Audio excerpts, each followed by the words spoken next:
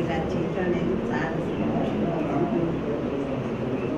వారిని సామా బాలరెడ్డి గారు మేమందరం కూడా కలిసి పనిచేసాం. చాలా ఇదిగా బాలరెడ్డి గారికి నమస్కారం. శ్రావణ్ కుమార్కి ఆశీర్వచనాలు, సురేంద్రకి ఆశీర్వచనాలు. All India Radio, All India నేను సెక్రటరీ అయినప్పటికీ కూడా సురేంద్ర చిన్నవారు, నాకు సుపరిచితులు, మంచి కార్యకర్త. ఆయన సేవతోటే ఉన్నతి పొందినటువంటి వ్యక్తి సురేంద్ర. అతను జనరల్ సెక్రటరీగా ఉండటం చాలా సంతోషం.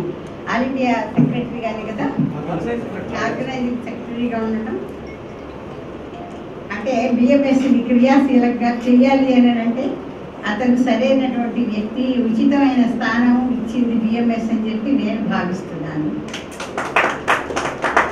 ఎందుకంటే మేము పెద్దవాళ్ళం అయిపోయాం. నేను, బాలరెడ్డి గారు, మేము పెద్దవాళ్ళ ప్రేక్షకులు. వీళ్ళందరూ పనులు చేస్తుంటే చూసేవాళ్ళం, సంతోషంగా చప్పట్లు కొట్టేవాళ్ళం. కాబట్టి మా స్థానం అంతా చప్పట్లు కొట్టేందుకు, చూసేందుకు, సంతోషపడేందుకు మాత్రమే మిగిలిపోయింది. చేసిందంతా అయిపోయింది. కాబట్టి ఇప్పుడు మేము పెద్దవాళ్ళం కాబట్టి వీళ్ళని బాగా పనిచేయాలని ఆశీర్వదించడం, వాళ్ళని చక్కగా నడవలు చేస్తున్నారంటే ఎంతో సంతోషపడటం, గర్వపడటం కూడా మాకు ముఖ్య కర్తవ్యంగా నేను ఫీల్ అవుతున్నాను. ఇవాళ నేను బిఎంఎస్ ఆఫీసుకి అసలు నాకు ఇది కళ అన్నమాట. కడతామా ఎప్పటికన్నా స్థలం కొనాలి కానీ చాలా నిరుత్సాహంగా ఉండేది. ఎప్పటికి కడతాము, ఏం చేస్తాము, నేనేం చేయలేకపోతున్నాను, తిరగలేకపోతున్నాను. డొనేషన్స్ కలిసి తిరుగుదాం అనేవాడు రైల్వే సంస్థ. నేను తిరగలేదయ్యా బాబు, నా వల్ల కావట్లేదు అని చెప్పాను. పట్టుకోవాల్సి వస్తుంది. అనారోగ్యం కూడా పెద్ద అనారోగ్యం కూడా కాదు, బట్ తిరగలేదు. మానసికంగా అయితే చెయ్యగలదు, శారీరకంగా చెయ్యలేదు.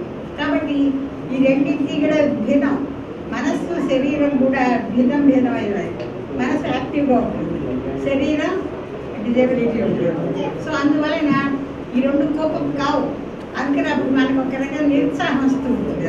అయ్యో చేయలేకపోయామే, చేసింది సరిపోదు అలా అనిపిస్తూ ఉంటుంది. అది ఇంకా చెయ్యి అని మనసు వాటి గీతాలు చెప్తుండేవారు, చెడైలేది అని.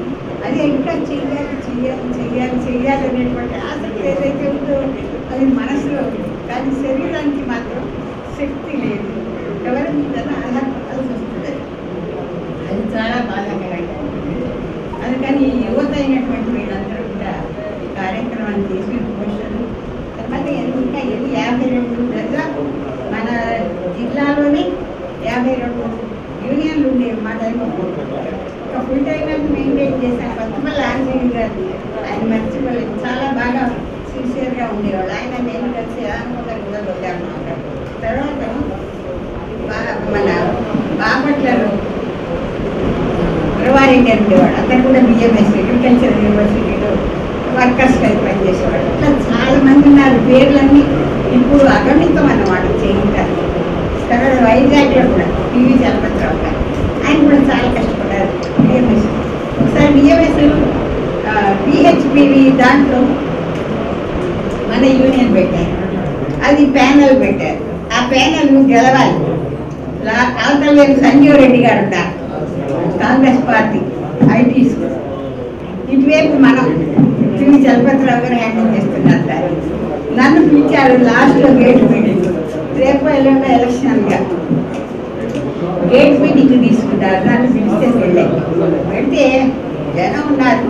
అసలు ఒక ప్రవాహం అన్నమాట. గేట్ ముందు కూర్చుంటే నాకు అవతల పిల్లలు చిన్న పిల్లలాగా కర్మోదయంతో అంత బహిరంగ సభ దానిలో మాట్లాడుతుంటే అంత ఎప్లాసి, ప్రతి మాటకి ఎప్లాసే.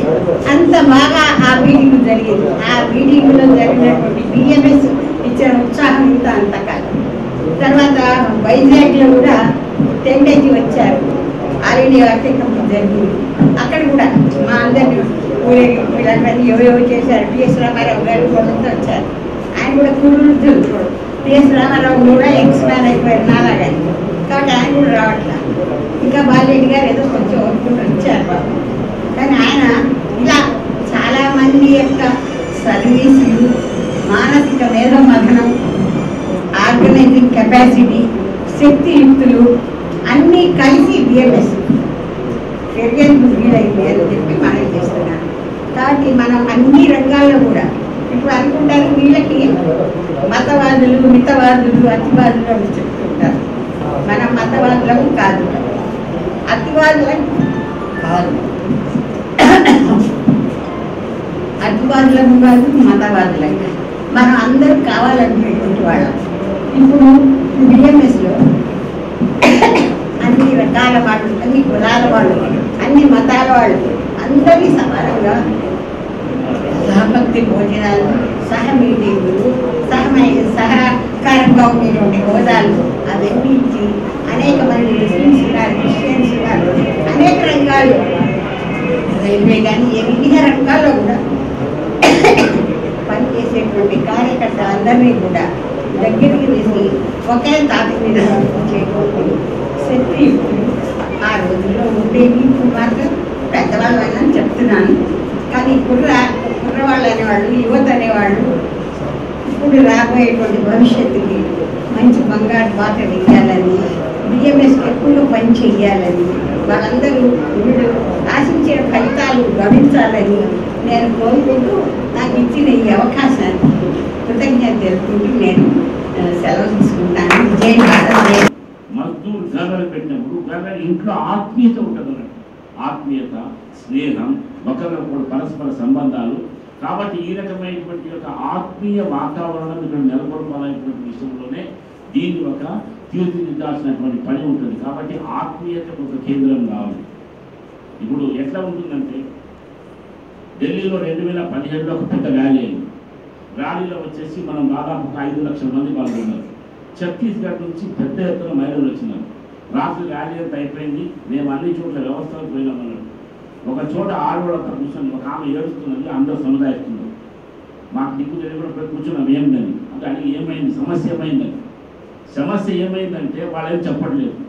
అట్లా ఇట్లా తిరిగి మళ్ళీ నేను గట్టిగా మాట్లాడి ఎందుకు ఏమైనా షాపులు ఏమైనా సామాన్లు ఎత్తుకుపోయినారా, ఏమైనా ప్రాబ్లం అయిందా, డబ్బులు ఏమైనా పోయినాయా, ఎవరైనా ఏమైనా మిమ్మల్ని సతాయించినారా, మెల్లగా స్టార్ట్ చేసిందనండి. విషయం అది కాదండి. ఈమె ఊరికి ఎట్లా రిటర్న్ కావాలి, పోయిన తర్వాత అక్కడ ఎట్లా ఫేస్ చేయాలి. నేను ఊరికి పోవడం ఏంటంటే అందరికి టికెట్లు ఉన్నాయి కదా అని మాకు కొద్దిగా మైండ్ డల్ అన్నట్టు అర్థం కాలేదు. తర్వాత విషయం ఏంటంటే ఏ అయితే ఆడాన్ని అక్కడ వచ్చిందో ఆమె రాజీకి రావడానికి ఇంట్లో అత్తమామలు ఒప్పుకోలేదు. ఆర్గనైజేషన్ పట్ల ఉండేటువంటి యొక్క మమకారంతో వాళ్ళని కాదని వచ్చేసింది. ఆవేశం అన్నట్టు ఆవేశంతో వచ్చేసింది, పాల్గొన్నది. ర్యాలీ అంతా అయిపోయింది. మెల్లగా కూర్చున్న తర్వాత అర్థమైంది ఇంటికి వెళ్తే కదా మొగుడు తంతాడు, అత్తమామలు తంతాడు, పోవాలా వద్దా, ఇంటి నుంచి బయటికి గంటేసే స్థితి వస్తుందన్నట్టు. ఆ కండిషన్లో కూర్చొని అప్పుడు గుర్తుకొచ్చి ఏడుస్తున్నాడు. వెంటనే మనం వాళ్ళ కూర్చొని ఆమెను కన్విన్స్ చేసి మీ ఇంట్లో సముదాయించేటువంటి ఒక పని ఆర్గనైజేషన్ కాబట్టి భయపడమాకండి. ఇక్కడ నుంచి ఉండేటువంటి వాళ్ళు ఆమెను తీసుకొని అక్కడ ఉండేటువంటి ఒక ప్రాంత అధ్యక్షుడు, ఆయన నుంచి ఎన్టీపీసీలో పనిచేసేటువంటి వ్యక్తి, వాళ్ళు ప్రధాన కార్యదర్శి, వీళ్ళు వచ్చేసి మొదట వాళ్ళ ఇంట్లోకి వెళ్ళి వాళ్ళ ఇంట్లో కన్విన్స్ చేసి ఆర్గనైజేషన్కి వచ్చింది వేరే పనులకు కాదని ఇట్లా విశ్వాసం ఇచ్చిన తర్వాత ఆమె వచ్చేసి ఇంట్లో కలగలిగింది. ఇవాళ 2017 తర్వాత మిగతా కార్యకర్తలు, తోటి కార్యకర్తలు ఇచ్చినటువంటి ఒక ప్రోత్సాహం, వాతావరణం, ఆమె కష్టాలని పంచుకున్న కారణంగా 2014 తర్వాత ఇవాళ ఆమె ఛత్తీస్గఢ్లో ఒక ప్రముఖ కార్యకర్తగా ఎదిగింది. ఆత్మీయత అంటే ఇది. కాబట్టి ఆర్గనైజేషన్లో కేవలము ఇక్కడ కోరికలు, ప్రమోషన్స్ వచ్చిందా, వేతనం వచ్చిందా, ట్రాన్స్ఫర్ వచ్చిందా, కేవలం ఇట్లాంటివి కాదు. భారతీయ మజ్దూర్ సంఘం అనేటువంటిది పే, ప్రమోషన్, పర్క్స్ అంటే కేవలం వేతనాలు, ప్రమోషన్లు వీళ్లకు మాత్రమే పనిచేసేటువంటి ఒక సంస్థ కాదు. అది కూడా ఒక భాగమే. దానికన్నా ఎక్కువ ఉండేటువంటి దాంట్లో ఈ రకమైనటువంటి ఒక ఆత్మీయత భావనను పెంచుకోవాల్సినటువంటి భావన ఉంటుంది. అలాంటి ఒక విషయం లోపల ఈ కార్యాలయం పనిచేయాలి. ఇక్కడ ప్రాంతం నుంచి చాలా మంది వస్తుంటారు. ఇక్కడ మనం ఆఫీస్ పెట్టుకుంటాం, ఫోన్ పెట్టుకుంటాం. ఎట్లా ఉంటుంది ఆఫీస్లో కమ్యూనికేషన్ అనేది చాలా ఇంపార్టెంట్ అన్నట్టు. మనకి ఎవరైనా ఫోన్ చేస్తారు, బిఎంఎస్ ఆఫీసా, అవునండి, సమస్య ఏమన్నా వాళ్ళు చెప్తారు. ఎంఐఏ లోపల ఉండేవాడు కరెక్ట్గా రెస్పాన్స్ చేస్తే బిఎంఎస్ మీద నమ్మకం వస్తుంది. వాళ్ళు వచ్చేసి ఏమండి మీరే మిగతా వాళ్ళని అడుగుతూ మేము ఉన్నామా అని అంటే ఓపికతో పని చెప్పకపోతే కన్నా ఎప్పటికీ సెకండ్ నెగటివ్ ఇంపాక్ట్ ఉంటుంది. కాబట్టి కార్యాలయంలో ఉండి వచ్చిన ఎవరైనా కానీ ఆ రకంగా ప్రశాంతంగా ఓపికతో అందరికీ సమాధానం చెప్పాల్సి ఉంటుంది. ఇప్పుడు మీరు ఆటో వాళ్ళు చాలా మంది ఉన్నారు, మీరంతా ఆటోలో బిఎంఎస్ యూనియన్ ఉన్నారు, మీరు బిఎంఎస్ జెండా పట్టుకున్నారు, జెండా పట్టుకుని ఇప్పుడు స్టిక్కర్ వేసుకుని పోతే బాగుంటుంది. అయితే ఇక్కడ ఉండేటువంటి మిగతా యూనియన్ వాళ్ళు కడుపు మండిపోతున్నారు, వాడు ఇంకోటి పుల్ల పెడతా ఉంటాడు. ఇక్కడ చాలా మంది పోలీసులకు తాబేదారులుగా పనిచేసేటువంటి యూనియన్ కూడా ఉంటుంది. వాడేం చెప్తాడు, మనకు వచ్చేసి పోయి పుల్ల పెడతాడు.